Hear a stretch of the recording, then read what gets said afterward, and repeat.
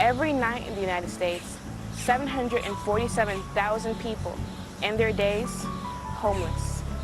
Every night in the United States, 297,600 of those people are only children. Every night in the United States, almost 1 million people go to sleep uncertain, hungry, and hopeless. People just like me. People just like you. Loneliness and the feeling of being unwanted is the greatest poverty of all. The Evans High School Beta Club has produced a documentary highlighting the stories of several homeless individuals in the Orlando area. There are 6 billion people in the world. Somebody can help. Somebody can make a difference. Somebody can take a stand. That somebody can be you.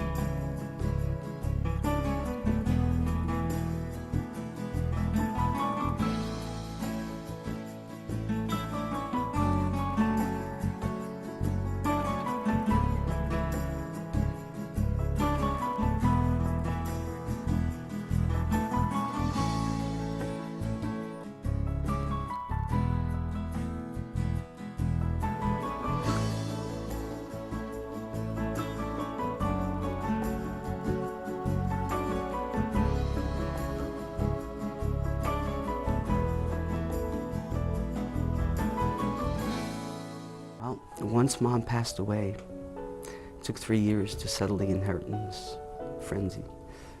Okay, and that's when family turns on you, when money comes into play. And then I decided to leave the godforsaken island. That everywhere I went, I would see Mom and all these memories. So, people and places and things. And so I got this bit of cash in my pocket, and I said, I'm heading out. I want to leave. I was living in her house on the floor with no power, not working, couldn't work, psychologically messed up. I had a dog as a companion. You know, life is what happens to you while you're busy making other plans. That's a John Lennon quote. And in this case, I chose Orlando because there was one person that I knew here who was a cousin. And I just got on the plane and got here and lived for a while on the money until the money ran out, as it always does. And then lost my car, got evicted. There was substance abuse. And then wound up at the Coalition for the Homeless, sleeping on the floor. 240 men sitting, lying on the floor, no mattresses left, the 1/4-inch little mats that they put there, just a whole concrete floor with the yellow lines like a small parking lot for a carcass, a body to lie there, get awakened at 5:30 in the morning with a kick and saying, up and at 'em, get out of here. Well, I wake up and I feel this warmth on my leg.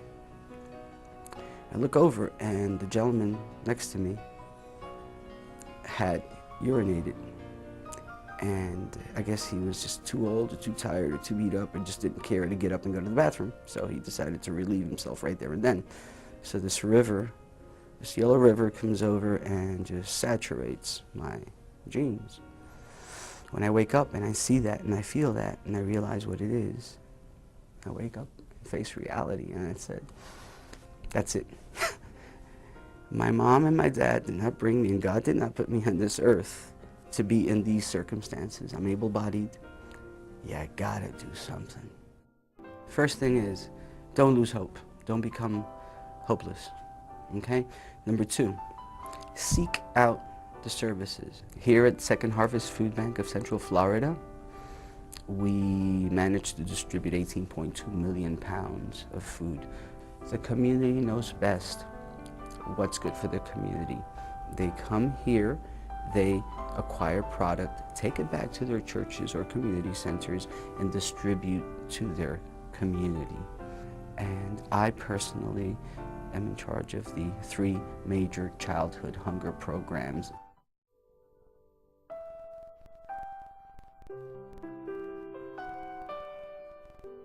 Oh yeah, I'm hurt. I'm still hurt. And I try not to dwell on it and try to live one day at a time. But something that'll never go away, it'll fade. And they say time heals all wounds. Well, yeah, maybe. It ameliorates, it helps, but it doesn't totally heal. The scar remains. That I have been able to rebound. And not only that, that I have a sense of redemption, because what I'm doing is not selfish. Now it's selfless.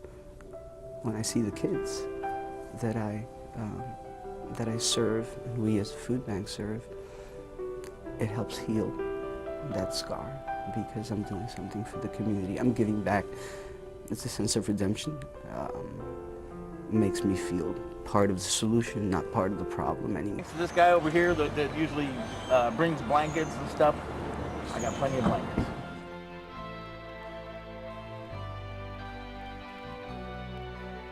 Many are looking for a hand out.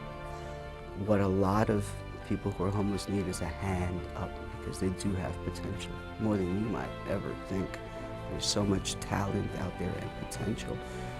The homeless need a hand up.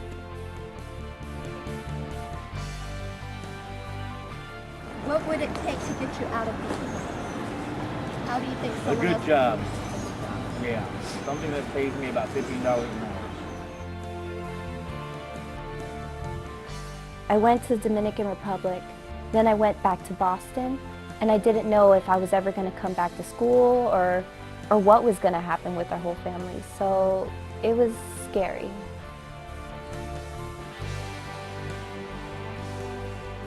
Other than give me a job, I don't know. Place to stay?